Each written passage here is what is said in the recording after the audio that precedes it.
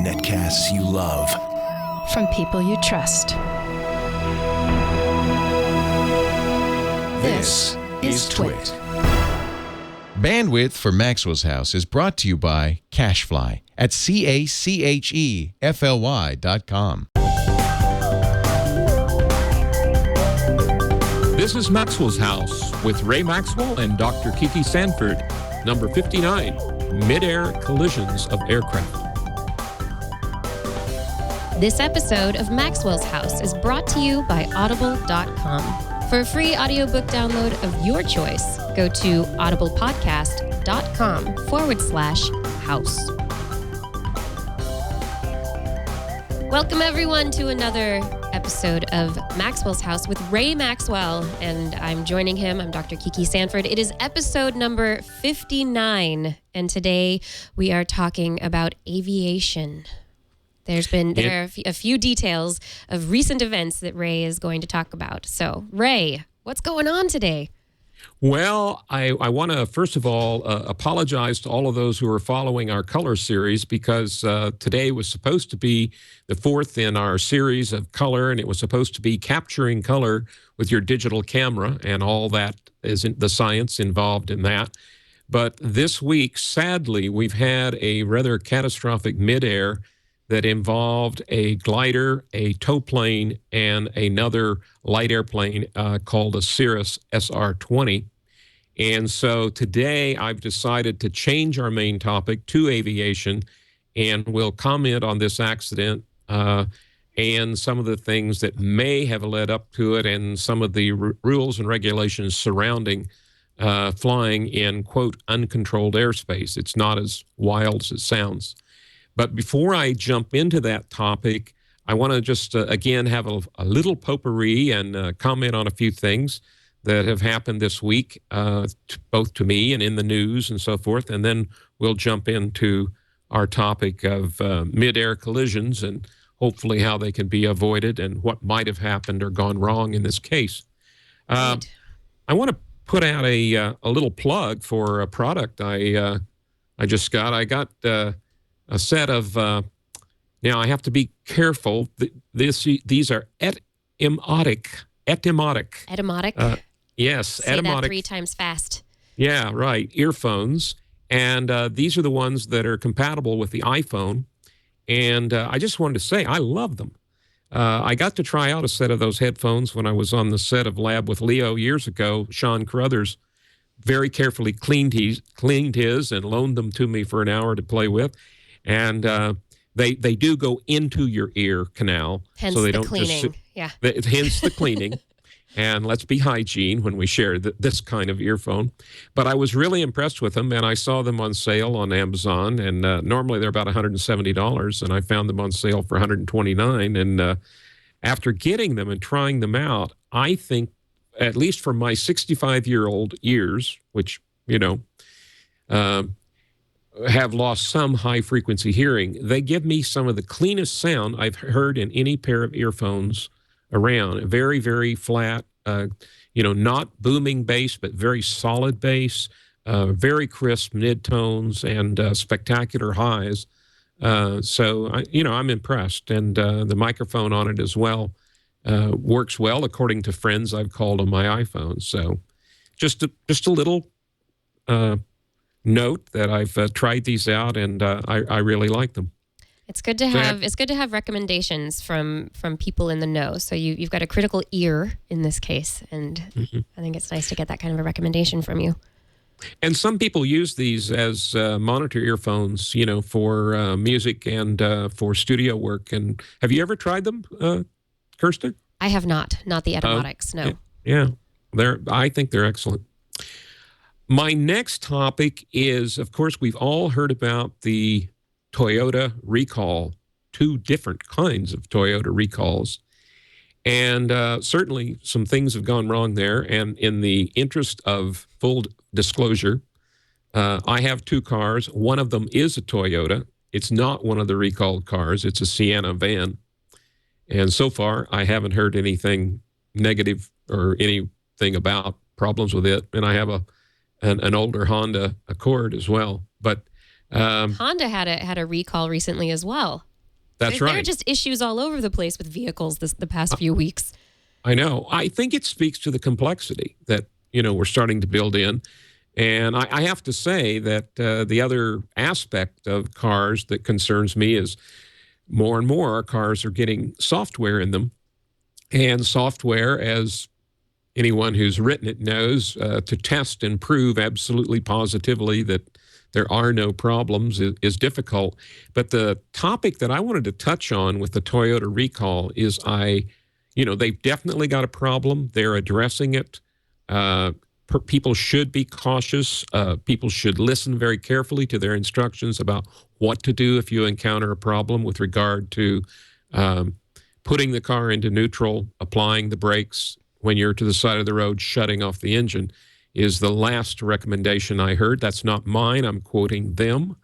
But the thing I'm worried about is this could turn into another mass hysteria, because I have heard several people who really don't understand the science behind the car and coming up with very interesting analysis. And I'll just tell you one right quickly. One person said, well, I had this problem in my car, and it is, the problem is not that the throttle sticks, because when it happened to me, the car continued to accelerate. So obviously the pedal was being pushed further and further down onto the floor. Now, what was really happening and why their analysis is wrong is when you accelerate in your car, you push the pedal down. And when it gets to the speed that you want, you let off on the pedal to kind of get the throttle set to the speed that you've now accelerated to. Right. So when you press down, if it sticks after you've pressed down and you then try and let your foot off of it, the car does continue to accelerate, but that's because of your initial press down on the accelerator, not because the car all on its own is continuing to press the pedal down. So all I'm frightened of is that we could get into a mass hysteria of and this has happened before on these kinds of situations. So I hope the news media is careful in their analysis. I hope that the facts need to get out there. People need to know what to do, but I'll just leave it at that. I was just going to say briefly though that the pedal as we know it and the way that it connects with the rest of the car for acceleration or deceleration is not the cars of the 1970s. It's not. No. It's no longer a cable attached to your accelerator pedal, and it's all computerized. It's all sensors. And it's all based on software now. So it's either a sensor problem, it's an electrical problem, it's a software glitch. There are all these different areas where it could possibly be going wrong. Well, as I understand it right now, the accelerator pedal is actually a mechanical problem, where the actual pedal itself does in fact stick. But you're correct. It does connect to some electrical sensors that go into the computer that control the electronic fuel injection and a number of other things. But I'm told that the accelerator problem is mechanical. The brake problem on the Prius, on the other hand, they believe is a software problem. Yeah. Yeah. And so it's fly-by-wire. Yeah. And you say fly-by-wire, it brings up another point. I heard somebody talking about the idea of introducing black boxes into cars. Now that cars are becoming more and more complex and more reliant on software, that there should be some kind of ongoing recording system that takes into account any kind of errors. It's constantly recording, so you can go back if there's an accident and check out what happened in the black box. Well, there are some cars now that are, in fact, you can go in and dump, your past travels. So there are some that are recording now, is my understanding. We'll have to get, that'd be a good topic for a show, and maybe we get. I bet Colleen knows this backwards and forwards. Probably. Yeah. The other thing, of course, has changed in cars since I was a kid. I mean, when I was a kid, if you souped up a car, you put high lift cams in it, you changed the carburation, you did things to the spark. Now they changed the firmware in the computer to, and I have a feeling, I bet a dime Colleen knows all about that. Probably.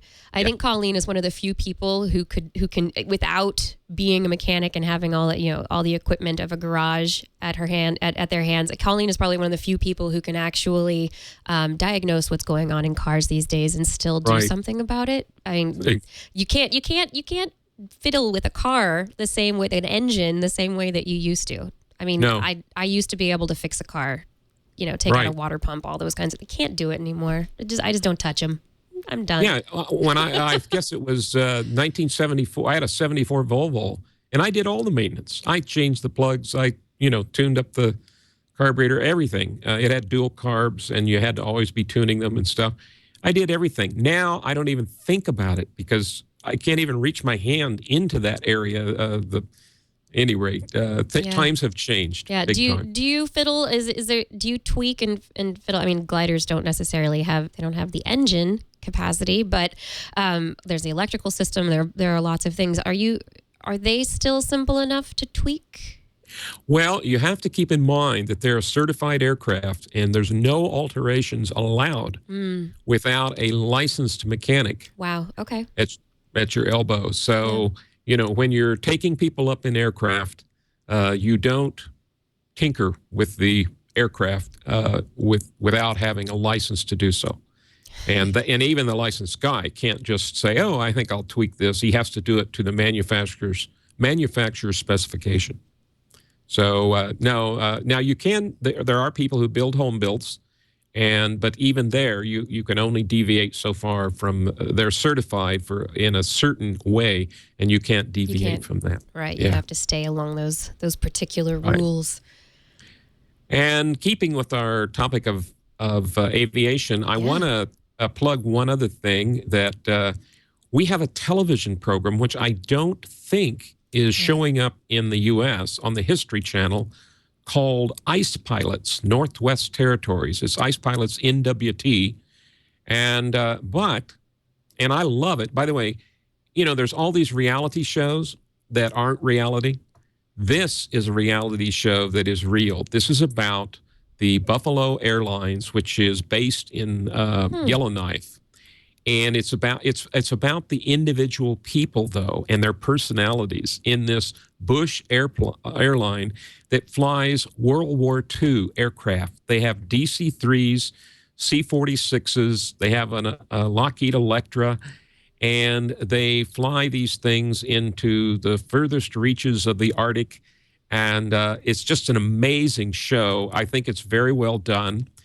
And you can go to icepilots.com, and if you scroll down to the full episodes, you can actually watch past episodes on the History Channel website there. Yeah, full episodes online. Yeah, and if you're an aviation buff, I think you will really, really enjoy this show. Both the aircraft and the personalities are just amazing.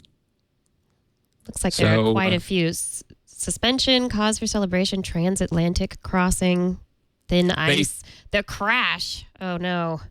Well, it wasn't a serious one, thank goodness. It was just a wheels up, touch and go in a water bomber.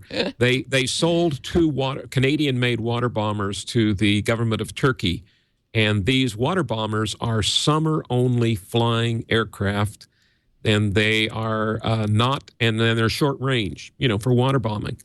And so they had to fly two of these aircraft from the Northwest Territories to Turkey. And that was quite an adventure, flying that kind of aircraft. They had to put extra tanks on board for the fuel and so forth. But it's an amazing story.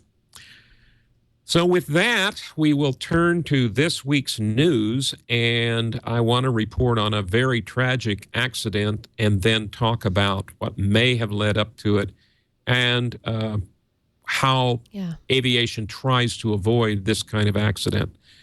This week, there was an accident involving a Schweitzer 232 glider, which is a three-place glider. It's very unusual. They're used heavily. They're an old glider. They've been around since the 50s. They are used by people who give rides in gliders, scenic rides, because you can put two small people in them. And in this case, They had the pilot in the front seat, and there's a bench seat in the back that had a mother and her 8-year-old son. And they appeared on the Today program a few days ago, and they were in the glider, and they were being towed by a Piper Pawnee. Now, a Piper Pawnee originally was designed to be a crop dusting aircraft or crop spraying aircraft, and it's a single-place, low-wing Piper, and usually for towing, they put a larger engine in it. I don't know the horsepower of the engine in this specific one. I've flown them. I've towed gliders, flying the Piper Pawnee. But the good news is, generally speaking, they have a kind of bubble cockpit, so they have very good visibility out of the cockpit.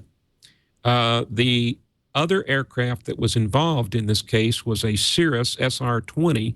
This is a very modern design. It was went into production, I think, only about 10 years ago. And it is very modern. It's a composite aircraft made of composite material.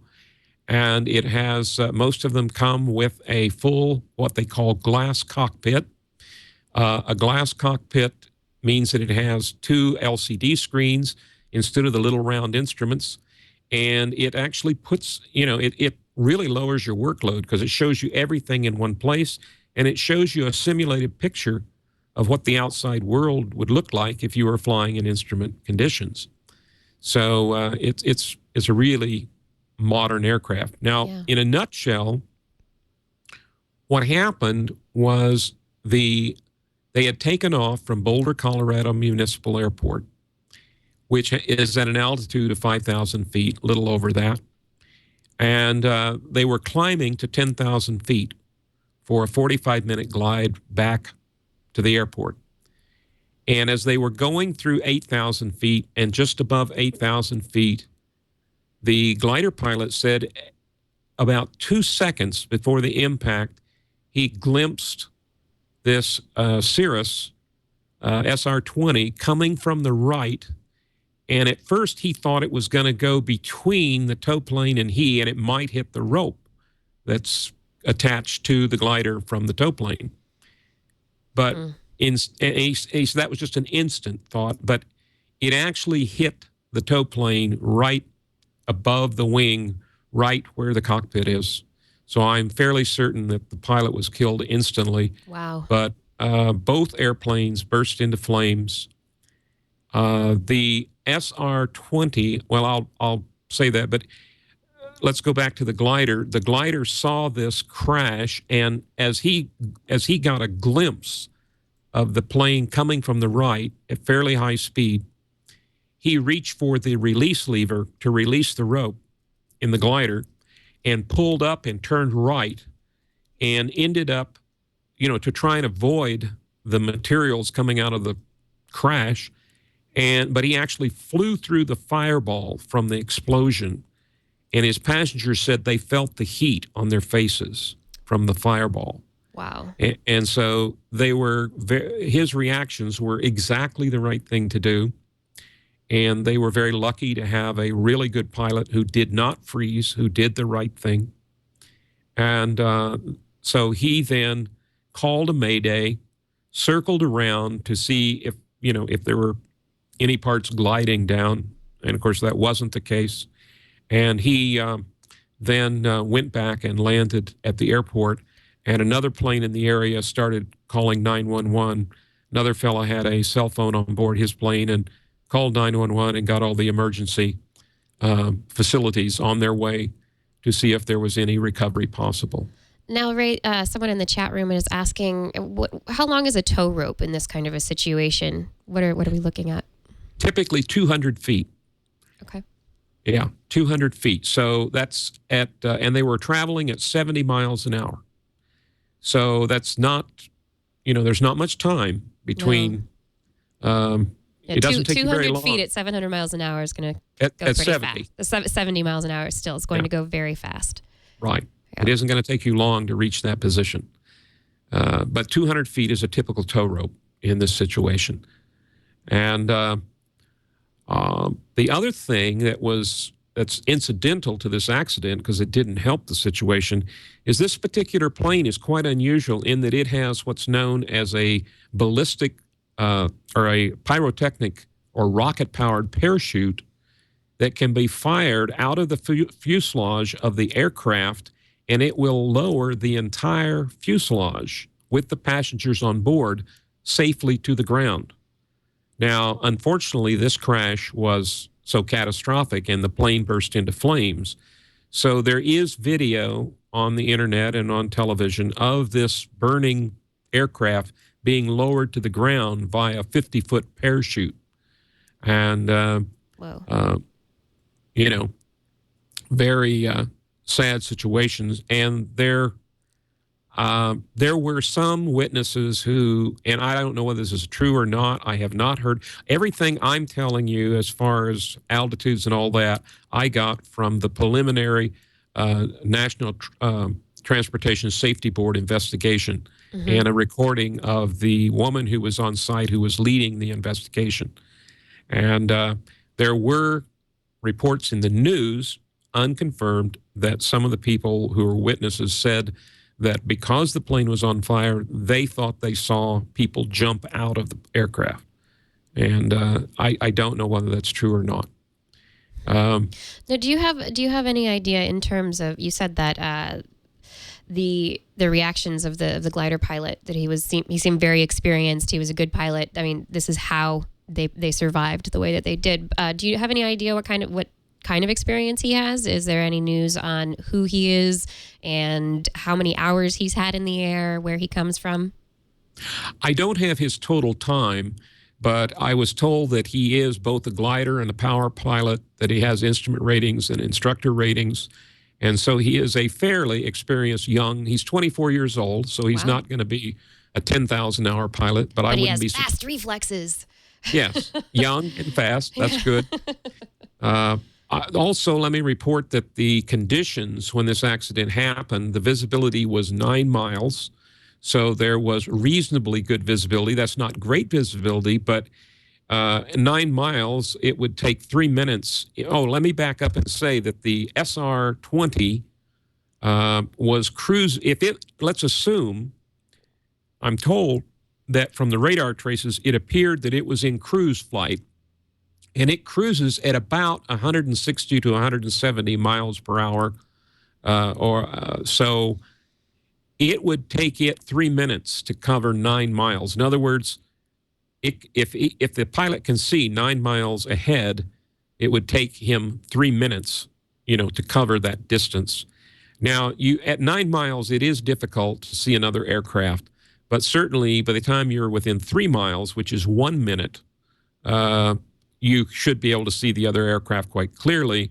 And I can tell you from my own experience as a tow pilot and power pilot, it is easier to see an airplane towing a glider than it is just an airplane, because you have, 2 aircraft, and that is a larger object in your vision, and you're more likely to see it.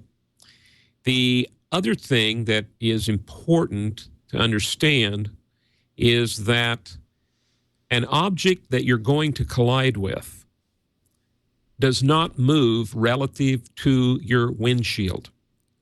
Now, let me go over that. First of all, these aircraft, let's see if I can find it in my notes here. They were flying at right angles to each other. One was flying west, I believe it was the glider and tow plane, and the Cirrus, I believe, was proceeding south. So they were, according to the radar traces that the NTSB looked at, they were flying at right angles. The tow plane and glider were climbing and were traveling at approximately 70 miles an hour. The Cirrus was traveling at approximately 160 to 70 miles an hour.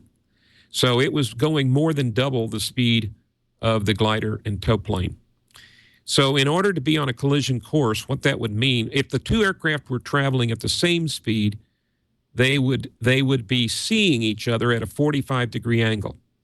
In other words, from the tow plane's point of view, if another plane was traveling the same speed and it was going to collide with you, it would be 45 degrees from straight ahead off to your right in this case. However, if the other plane is traveling more than twice as fast as you, it's going to be 60 degrees off of your nose if you solve the triangle. With the hypotenuse is twice, yes. right, twice as long as the base leg. And so this aircraft coming at them from the tow plane's point of view, this would only be 20 to 30 degrees ahead of the wing on their right.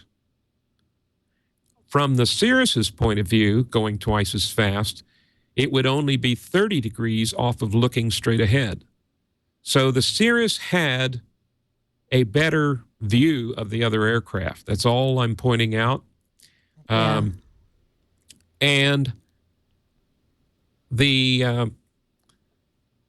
so we have to consider what each person, what view and what opportunity they had to see and be seen. Let me point out, they were flying in what's called uncontrolled airspace, where the object of the game is to see other aircraft and be seen and avoid each other. And there are rules of right-of-way. Right. So here are the rules of right-of-way, and I'm not going to go into all the details, but things like aircraft on the right have right-of-way.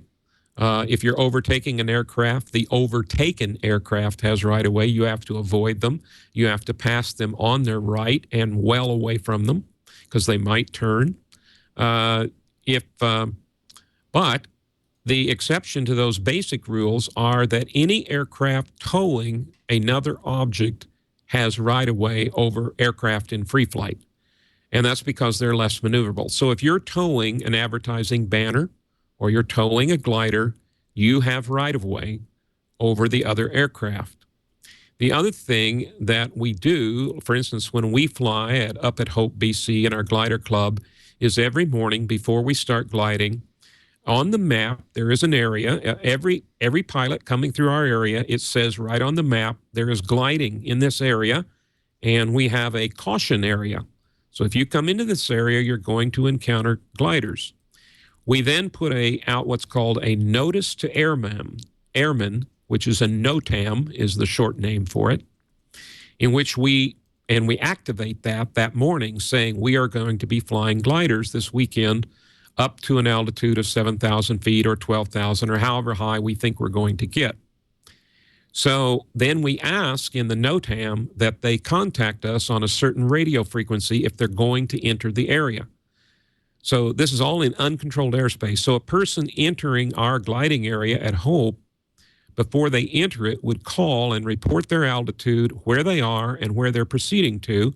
And we always return the call and tell them where the gliders are and to keep an eye out. And by the way, gliders have right-of-way over powered aircraft, again, because they are not as fast or as maneuverable. As the power aircraft. It's kind of like a bicycle versus a car. Yes. Yeah. Now, helicopters and airplanes have equal right-of-way, and hot air balloons have right-of-way over everyone. So, because they're the least maneuverable of all. And hopefully the most visible. That's right. They're very visible, and they move really slow, and they're really easy to see. And I think it's just a really interesting point that you've been bringing up about the rules of right-of-way and the visibility. It seems like from everything you've said, this accident should have been avoided. That somebody should have turned, and probably that somebody should have been the Cirrus.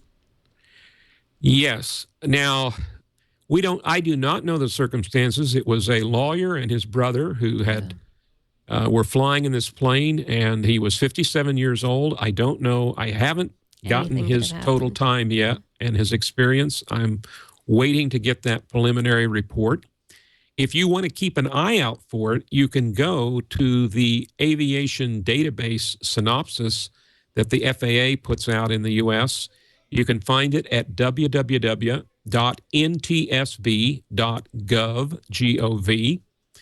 And if you then click on aviation and then click on the accident database synopsis, and then if you go February 2010, you can find the accident reports. And I looked for the preliminary report just before I went on the air, and it hadn't been posted. The investigators said they were going to post it Wednesday night, but it hasn't been posted yet. So I don't have any more information on that. Yeah, hopefully that'll come out fairly soon for people who are interested in how this happened. Right. Yeah. Now, I want to explore, and I say explore, I just want to ask some questions. I am not passing judgment on the gentleman flying that aircraft because I do not know their circumstances and precisely what was going on, and that's what the NTSB is going to look at. They've already said that they know that the Cirrus contacted the Piper right above its right wing, right in the center of the fuselage, and the glider pilot said he saw the wings of the tow plane fold. In other words, break in half right at the point of impact.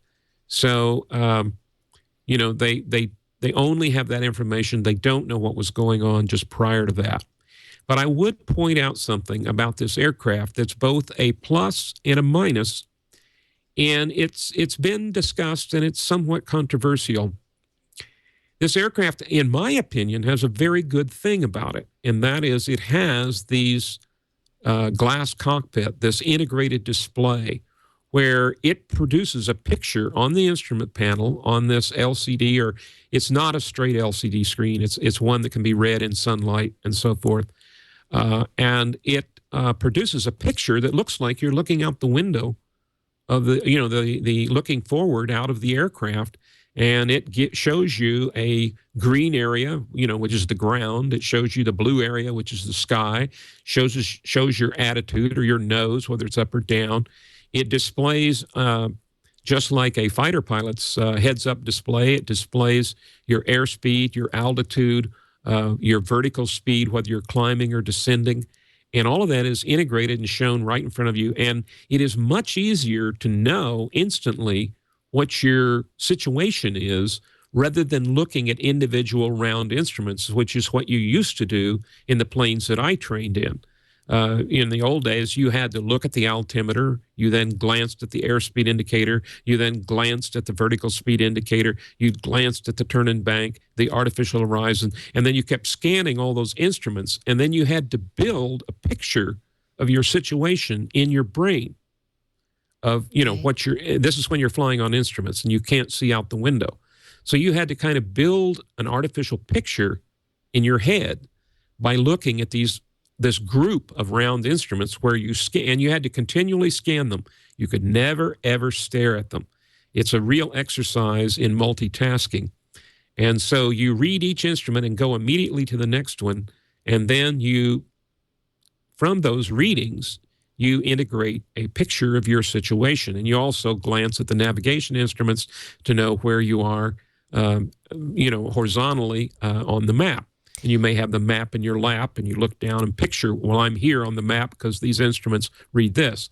Well, that's no longer necessary with a plane like this. It shows you your situation in a picture that's very realistic right in front of you. And then it also has another display that shows you a moving map and shows you exactly where you are on the map using GPS. Now, that's wonderful. And when you're flying in instrument conditions, that really, really lowers your workload and makes your flying much safer. Now, Kirsten, can you imagine where I'm going here? What the downside to that might be? You're going to tell me. Well, it does such a nice job that you can stare inside the cockpit and fly the airplane beautifully without looking out the window. Right, without ever having to look to see what might be out there, say a flock of birds or a glider. So when you are in VFR weather, that's visual flight rules, where you can see where you're going, and you're not on an instrument flight plan, and you're not being given positive separation by the air traffic controllers on the ground. Let me back up and explain that. Anytime you're flying in conditions where you can't see where you're going, you're on what's called an IFR, instrument flight rules, and you are being directed from the ground by the air traffic controllers, and they are providing separation from all other aircraft. In other words, they're telling you exactly what speed to go, where to go. They will do what's known as vector you to steer you around other aircraft as you're coming into high traffic areas. and they'll, lead you right down to the runway. But they are responsible for keeping you separated from all other aircraft. However, when you're flying in VFR conditions, you are responsible and you have to look out the window. So, I will carry on with this. Should we take a little break to talk about our sponsor? Yes, we should take a small break. You were talking about reading all the instruments, and of course, I started thinking about reading. Or maybe just listening to books. This show, Maxwell's House, this episode has been brought to you by Audible.com. Audible.com is a leading provider of audiobooks with more than 60,000 downloadable titles across all sorts of different genres, including fiction, nonfiction, periodicals, so you can get your newspaper or favorite magazine in an audio format. That could be kind of fun. For listeners of Maxwell's House, Audible is offering a free audiobook download for trying out their service. And one audiobook you might consider, Ray, do you have any choices for people, any books in the aviation realm, or any ideas for downloads people might like to try out? Well, I have a good friend of mine who's a science fiction writer, Spider Robinson. So I'm not going to pass up the opportunity to recommend that Audible does have some of his science fiction books. So look up the author, Spider Robinson. I think you would enjoy any of them, especially if you enjoy puns. I'm a fan of puns. They do make me laugh. Maybe it means I have a simple sense of humor, but I don't know. I will try that out. Spider Robinson at audible.com. And to download one of Spider Robinson's audiobooks for free for trying out the audible.com service, or you can choose another book if sci-fi is not what you want to go for. You can go to audiblepodcast.com/house. That's audiblepodcast.com/house, and that'll get you a free audiobook for trying out audible.com. Thank you very much. And we can get back now. There's so many other books out there. It's a great service. Well, when I go gliding, I have to drive an hour and a half to Hope, which is east of Vancouver, where we're going to be opening the Olympics tomorrow night. Oh, that's exciting. Yeah. Yes. Yeah. All excited over that. And I can't wait to watch it, but I'm going to watch it on my HD TV. I wouldn't go downtown for all the tea in China because it's a madhouse down there, but all of the Olympians are there and having a great time. But when I drive out to Hope, which is 150 kilometers east, it's an hour and a half drive. I often listen to podcasts or audiobooks for that hour and a half out, an hour and a half back. So every time I go flying in the gliders, I have 3 hours to listen to. A great opportunity. Yeah, it's a wonderful opportunity. Flying through the open skies, hopefully looking through the windows and avoiding all other air traffic and listening to your audiobook. At any rate, I want to get back to the topic at hand here, which this glass cockpit, like I said, is a wonderful. I'm all for them. I have tried them out. I think they're wonderful. They reduce your workload. They show you instantly.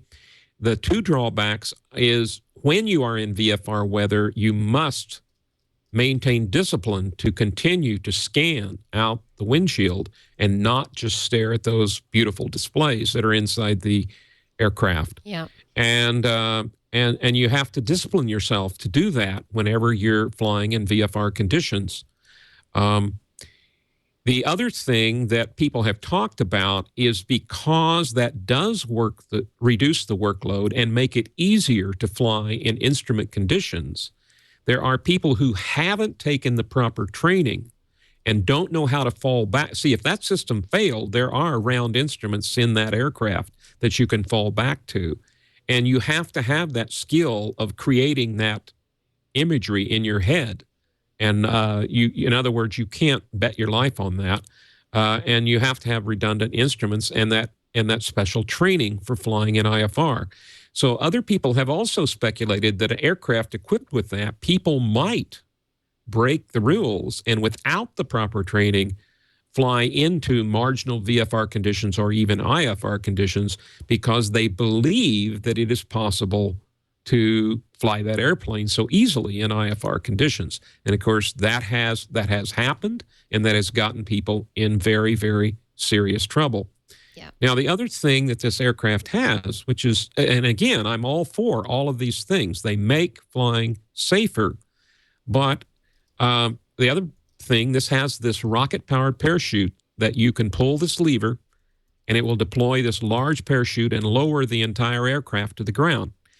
And you can actually go to the Cirrus pilots users group, basically, at cirruspilots.org. And if you roam around that site, you will find a what they call CAPS history. And CAPS is Cirrus Airframe Parachute System. And they have a history of 20 incidents where that parachute has been deployed. And I believe, I'm going by memory here, I read through all of the incidents, and I believe 18 out of 20 times it saved people's lives. And in the 2 that it didn't, they deployed it too late, or the aircraft was going so fast, when the parachute opened, it parted company with the airplane and so forth. But in 18 instances, it saved people's lives, including the poor innocent passengers who were riding in that aircraft with a pilot who may have not made such wise decisions. Again, the controversial discussion that comes from some people when they see aircraft equipped that way is they say, is it possible that a pilot without the proper skills might be led to believe that he can fly in instrument flight conditions with this glass cockpit? And even though it's not a conscious thing, subconsciously says, if all else goes wrong, I just pull this lever and I, have this parachute backup. And so what I'm saying is there are people who are speculating, if you make a safer airplane, will people be more foolish and make poorer judgments when they... Yeah, that's a really interesting question.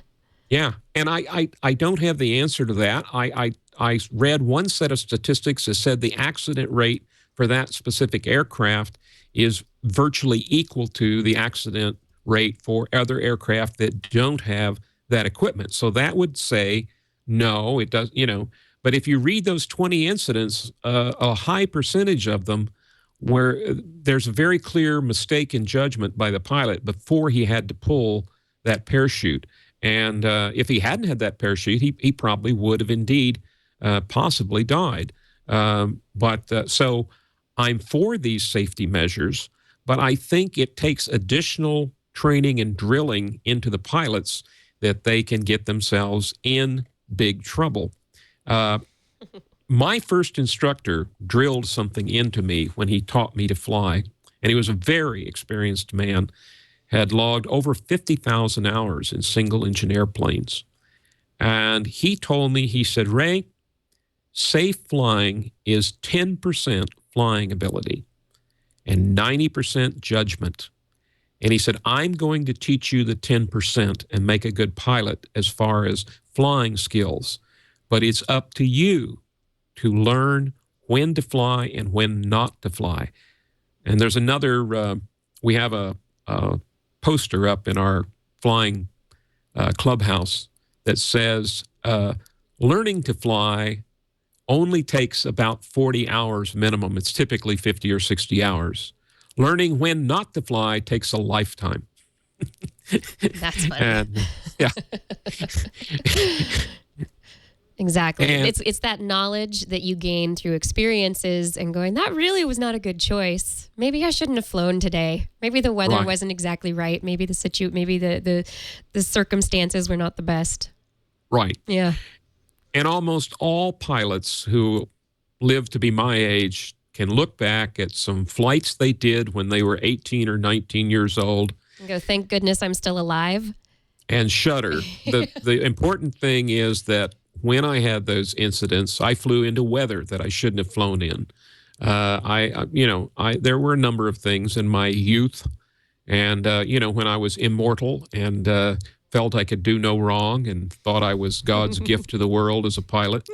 I fly much more conservatively now and with a great deal more skill. But there's times when I don't fly that I would have flown when I was 20 years old. So judgment plays an enormous role in getting you back safely when you're flying. And if you're going to go for a ride with a private pilot, think twice about how this guy drives and what kind of, or girl, her judgment, his judgment, how they behave, and whether they exhibit good judgment in other aspects of their lives before you climb in an airplane with them. Because the most important thing they will do is not their flying skill, but their judgment about when to fly, where to fly, what weather to fly in, and so forth. So, now let me tell, I want to frighten people about mid-airs. I want to tell people that when you're flying in a commercial aircraft, you are in what's called positive controlled airspace at all times during that flight. That's every plane is accounted for as for location, vector, everything. Now let me explain how they do that. First of all flying above 18,000 feet, which is where the jets cruise, all aircraft above 18,000 feet are in what's called positive controlled airspace. You cannot go up there without being on an IFR flight plan, even if the weather is clear as a bell. You have to be on an IFR flight plan as though you couldn't see where you're going. And you have to be under positive control from air traffic control. You have to be in radio contact with air traffic control. You have to have what's called a transponder, which responds to being swept by radar and sends back your altitude in a digital code. So they know horizontally where you are by the radar return, and they know your altitude. In addition, all of the commercial aircraft have what's called TCAS, TCAS, Traffic Collision Avoidance System. It will respond to all aircraft that have a transponder and warn the pilot if he is getting too close to another aircraft. And it will tell him whether to pull up or go down to avoid the collision. And all small aircraft going out of large airports are required to have a transponder that will show up on the TCAS on the commercial airplanes. They don't have TCAS, but they will show up and warn a commercial airliner if they're getting too close. Areas around large airports, they have airspace around it that looks like what we call the inverted wedding cake. Up to about 2,000 or 3,000 feet, there'll be a 5-mile circle at least, sometimes more, where you cannot fly into that area without talking to the air traffic control at that airport. Above 3,000 feet, it'll go out, maybe the next step will be out to 10-mile circle, and that'll go up to 8,000 feet, let's say. And then above that, it'll go out to 20-mile circle, and it'll go up to 12,000 feet. So you see, it's like a wedding cake turned upside down. And so the further you go out, the further it goes up. And so that upside down wedding cake gives airspace for the jets to descend to the airport under absolute positive control from altitudes above 18,000 feet, where everybody's in positive control. So that's how they keep the commercial aircraft and the private aircraft that might be flying in VFR conditions and not on a flight plan or in contact. That's how they do it. How they avoid collisions. Right. Yeah. Now, again, if you're not in controlled airspace and you're near any kind of aviation facility like our glider flying field, which is an airport, there's power airplanes coming in there, we have a frequency where we're required to broadcast where we are and what our intentions are if we're coming into or out of that airport to warn other aircraft.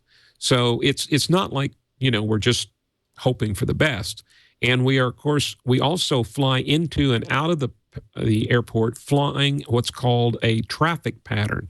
So we come in and we fly a certain way or a certain path to get in position to line up and land on the runway. And every plane follows that same path. So we know where to look for other aircraft that might be ahead of us or behind us that are coming into the airport. plus we're listening out on the radio and talking to those other aircraft to avoid collisions. So it isn't, all I'm saying is there are a lot of things put in place to avoid mid-airs, but you can't rely completely on, in those VFR conditions, the final arbitrator is you have to look out the window and see and be seen and avoid other aircraft. And you have to be continually, and we teach, I've instructed, and we teach people how to look for other aircraft. And again, I would point out that if an aircraft in your windshield, if it is moving from left to right, you're going to pass behind it. In other words, if it's moving across the windshield relative to you, if you're on a constant course, if it's moving backwards in your windshield, you're going to pass in front of it. The one you're going to hit stays stationary in your windshield. So it's harder to see because it isn't moving relative to you.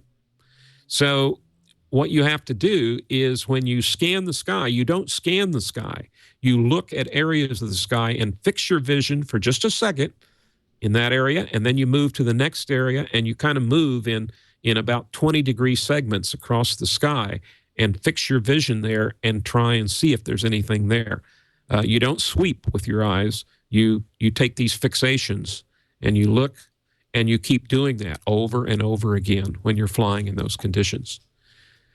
So that is my report on this tragic accident. Like I say, you can follow it up with the National Transportation Safety Board reports, and I'm sure we're going to hear more about it in the news. And hopefully they will find out what contributed to it and more facts about that case.